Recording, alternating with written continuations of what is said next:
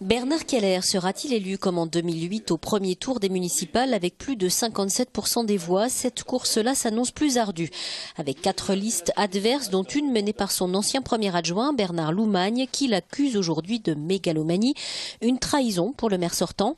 Moi, j'ai une grande sérénité par rapport à des attaques qui sont peut-être plus des crises de jalousie ou de je ne sais quel regret ou amertume de ne pas avoir été retenu par les composantes politiques qui constituent ma liste.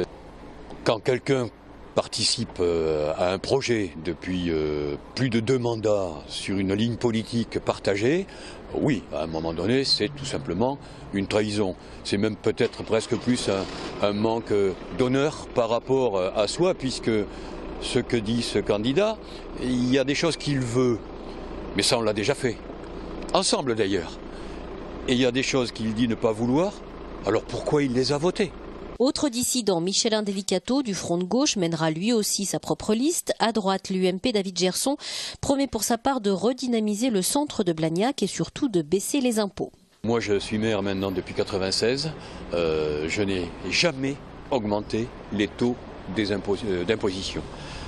J'ai même baissé en 2008 de 20% la taxe d'habitation, c'est l'impôt que paye tout le monde celui-là, qui est un des plus bas de l'agglomération toulousaine. Alors c'est vrai, l'impôt foncier est relativement élevé, mais c'est aussi ce qui fait le retour sur investissement des Blagnacais, si je puis parler comme ça. C'est un impôt que payent les entreprises, l'aéroport, les grandes sociétés d'aéronautique implantées chez nous, et qui nous permet d'avoir des équipements de qualité dans le domaine culturel, dans le domaine sportif, dans le domaine social également, des équipements qui sont souvent enviés. Nos écoles de grande qualité, celles qu'on va construire sur Andromède. Donc oui, c'est vrai, moi je n'augmenterai pas les impôts.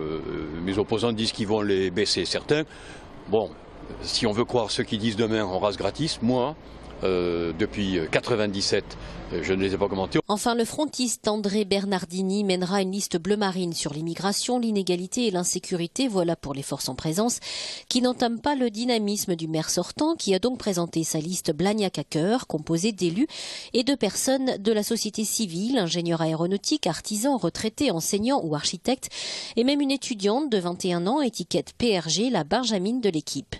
Une liste de 35 colistiers, certains expérimentés au terme de 2 mandats, et 16 nouvelles têtes. L'expertise et le professionnalisme d'un côté et le dynamisme de l'autre pour tenir les 10 engagements de la liste Blagnac à cœur, parmi lesquels la qualité de vie, la sauvegarde de l'emploi ou encore la sécurité.